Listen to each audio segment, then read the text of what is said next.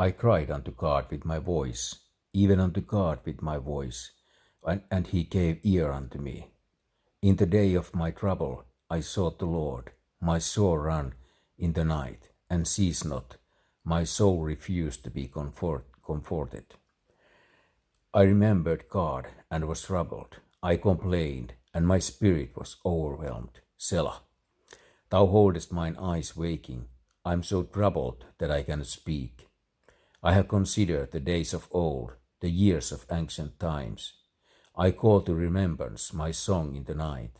I commune with mine own heart, and my spirit made diligent search. The psalm continues the refrain of two previous psalms, although it tones down the main subject of the second coming of Christ.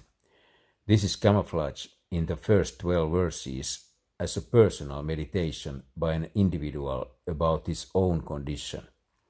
The reader will note that once the psalmist has said, I will remember the years, and I will remember the works, and I will remember thy wonders, verse 10 and 11, that there follows a review of those years, works, and wonders in the next psalm, 78.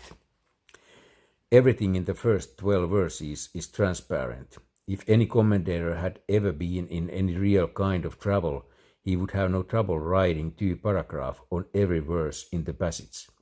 Those of us who have been through many dangers, toils, and snares in the ministry don't have to consult a new version. A Greek Septuagint, a Hebrew lexicon, an Aramaic dictionary, or a Hebrew teacher to handle the verses. Verse 1 is self-explanatory. See Psalm chapter 5, verse 1 and 17. Chapter 17, verse 1. Verse 2 needs little explanation. The sore that run in the night is from the loathsome disease mentioned in Psalm chapter 38, verse 7.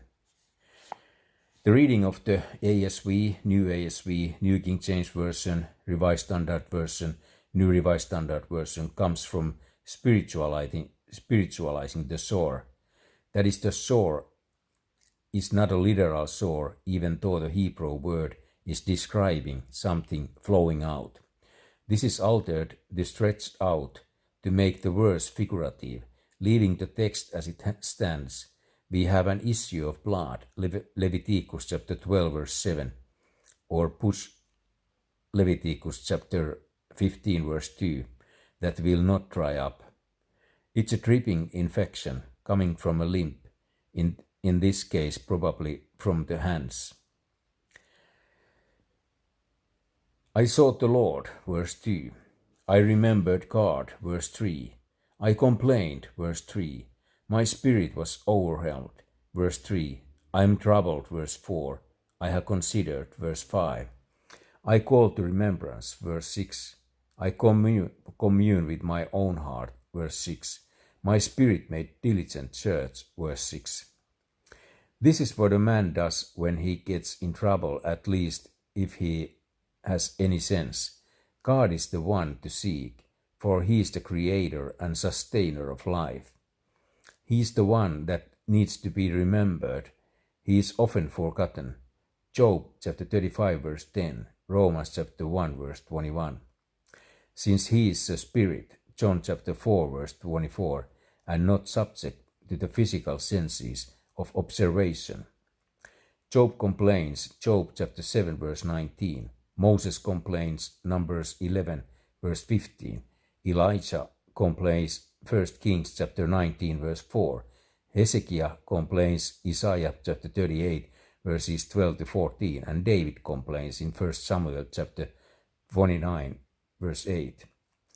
Griping seems to be a fundamental of the faith with human beings. Paul is the only saint who never lodges any one complaint in 13 epistles.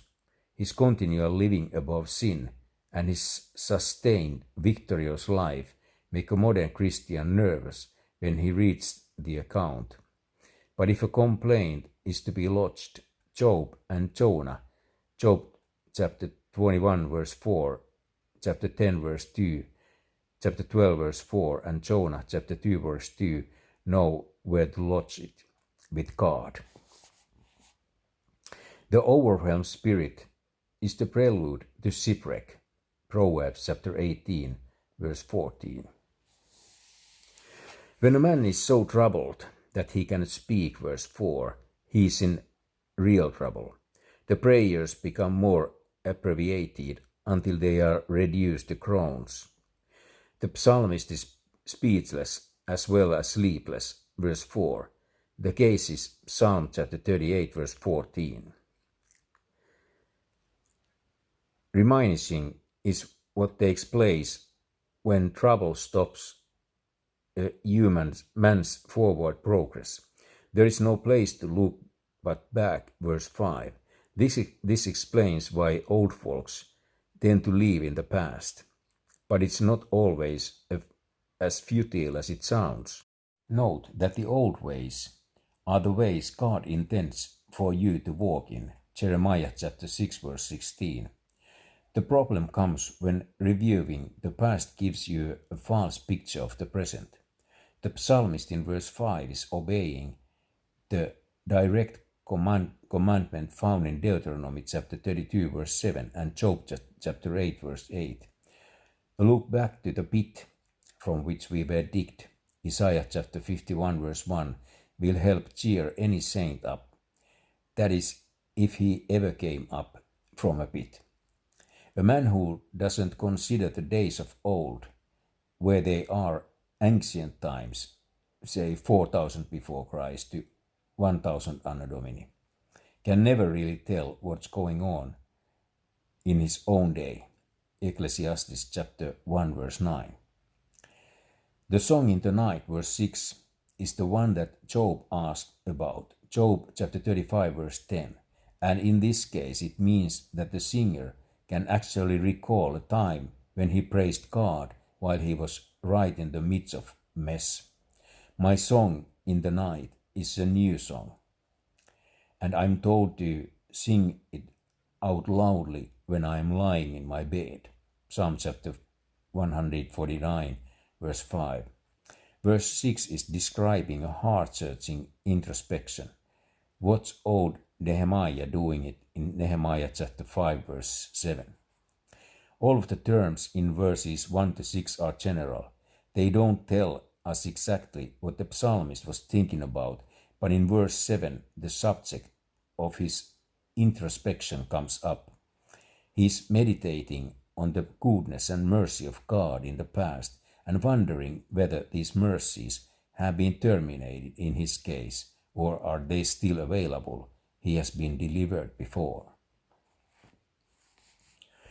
Will the Lord cast off forever, and will he be favorable no more?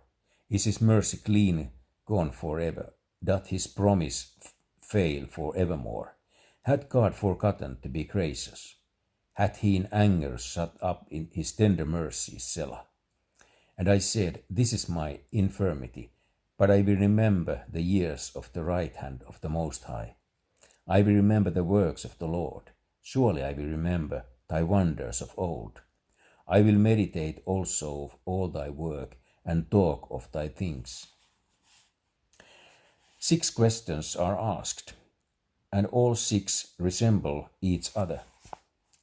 The first is, will the Lord cast off forever? Yes, he will, in some cases. 1 Chronicles chapter 28, verse 9. Where he promised not to, verse 8, as in Jeremiah chapter 32, verse 26, and 2 Samuel chapter 7, verse 15, he will not. Will he be favorable no more?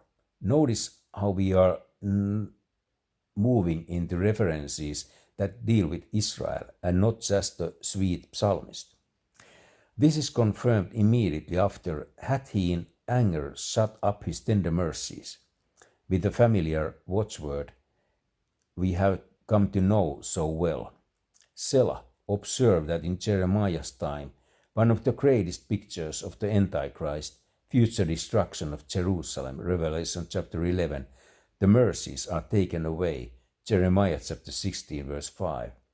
We are back at Lamentations chapter 3, verse 22 again, having been here a dozen times since Psalm 1. From the standpoint of Israel, they must remember God's mercies in the past. Note how Ezra, Joshua, and Nehemiah harp on this note. Ezra chapter 9, verses 7 to 13. Joshua chapter 24, verses 4 to 11. Nehemiah chapter 9, verses 7 to 26.